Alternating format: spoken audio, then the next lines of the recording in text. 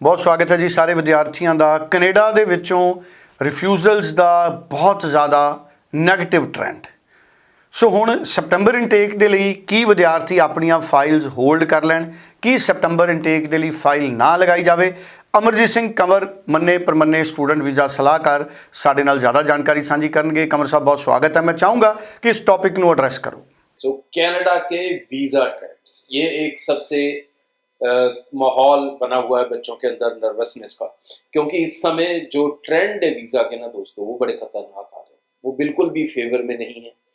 बहुत सारे बच्चे तो मैं देख रहा हूँ प्रोफाइल्स, क्योंकि लगातार मैं यूट्यूब पे लाइव सेशन कर रहा हूँ पिछले कुछ दिनों से, तो बहुत सारे बच्चे तो नाजायज रिफ्यूज़ल हो रही है। ये कनाडा की कौन सी पॉलिसी है इमिग्रेशन को कम करने की, मुझे नहीं पता।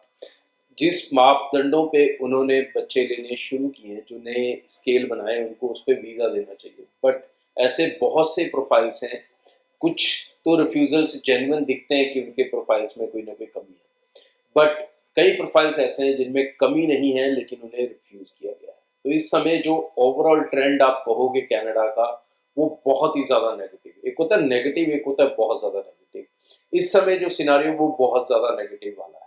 अब ये सिनारियो कितनी देर चलेगा ये तो मैं नहीं कह सकता, बट हाँ, आज की डेट में मेरी एडवाइस यही है कि फाइल को होल्ड कर लिया जाए। बहुत से बच्चे हैं जो सितंबर की फाइल्स रेडी करके बैठे हुए हैं अभी से, और मई वाले तो नहीं रुक सकते, उनके पास अब ज़्यादा टाइम नहीं है, क्योंकि अगर हम नॉर्मल प्रोसेसिंग टाइम भी देखें एम्बेसी का, तो वो 2 महीने से ऊपर जा रहा है। स्टैंपिंग भी बच्चों को 3-3 हफ्ते से नहीं मिल रही है लग के, और जो रिजल्ट्स हैं वो तो अपना 1-1.5 महीने का समय लेते ही हैं। तो मई इनटेक वाले बच्चे तो अपनी फाइल्स को नहीं रोक सकते, मैं समझ सकता हूँ, उनको भेजना पड़ेगा। बट सितंबर इनटेक या जून इनटेक की जो बच्चे फाइल्स लगा रहे हैं, वो कहीं ना कहीं अभी थोड़ी देर होल्ड कर लें and see how embassy react, फिर उसके अकॉर्डिंग ही अपनी फाइल्स को आगे प्रोसीड करें। आज की डेट में जो मुझे लग रहा है, आपको फाइल्स के ऊपर बहुत ज़्यादा काम करने की ज़रूरत है। सबसे ज़्यादा आपको काम करने की ज़रूरत पड़ेगी स्टेटमेंट ऑफ पर्पस, क्योंकि जो बच्चे एलिजिबल हैं और रिफ्यूज़ हो रहे हैं, उनका प्रॉब्लम यही है कि एसओपीज़ को बहुत लीनिएंट लेता है काउंसलर।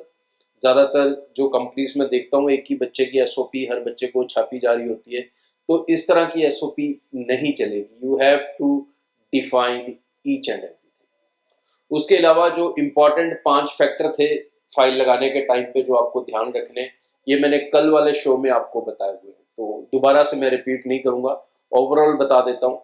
अच्छा कोर्स, अच्छी यूनिवर्सिटी, अच्छे फंड्स, इनकम, ये मेजर डॉक्यूमेंट्स हैं। इसकी डिटेल मैंने कल वाले शो में बनाई थी, तो उस शो को ध्यान से देख लें, आपको उसमें से समझ आ जाएगा।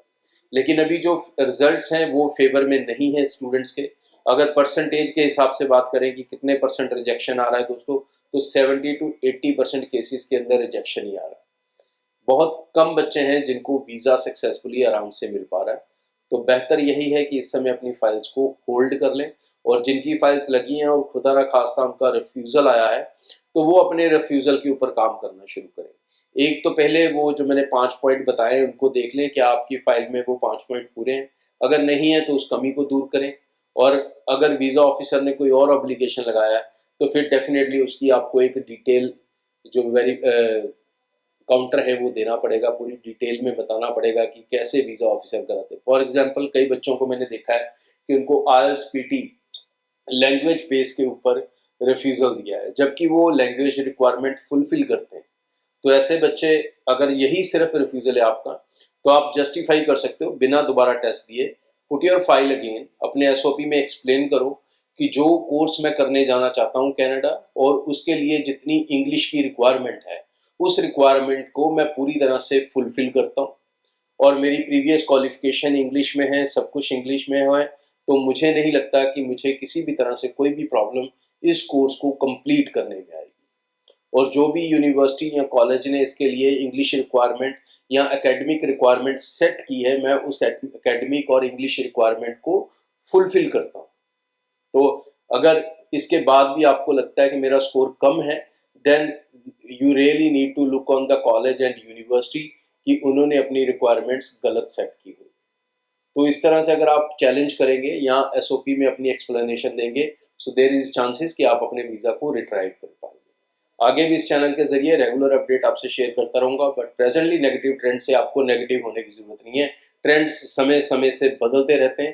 पहले भी नेगेटिव होते थे, फिर पॉजिटिव हो गए, अभी नेगेटिव है तो कोई बात नहीं, और 1-2 महीने के बाद चीजें बदलनी शुरू हो जाएंगी। सो चीजों का ध्यान रखें और आगे अपनी फाइल्स लगाने के लिए ज्यादा प्रिपेयर्ड और अवेयर आप जरूर रहें। Thank you.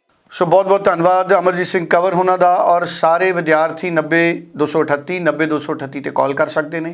ਬ੍ਰੌਡਵੇ ਇਮੀਗ੍ਰੇਸ਼ਨ ਦੇ ਦਫ਼ਤਰ 'ਚ ਜਾ ਕੇ ਮਿਲ ਸਕਦੇ ਨੇ, ਟੈਲੀਫੋਨ ਤੇ ਗੱਲ ਕਰ ਸਕਦੇ ਨੇ, ਸੈਪਟੈਂਬਰ ਇਨਟੇਕ ਲਈ ਜਾਂ ਕਿਸੇ ਵੀ ਕੰਟਰੀ ਲਈ ਆਪਣੀ ਫਾਈਲ ਲੌਂਚ ਕਰ ਸਕਦੇ ਨੇ। ਫੋਨ ਕਰੋ, ਪੂਰੀ ਕਲੈਰਿਟੀ ਲਓ ਤੇ ਆਪਣੇ ਫੈਸਲੇ ਕਰੋ।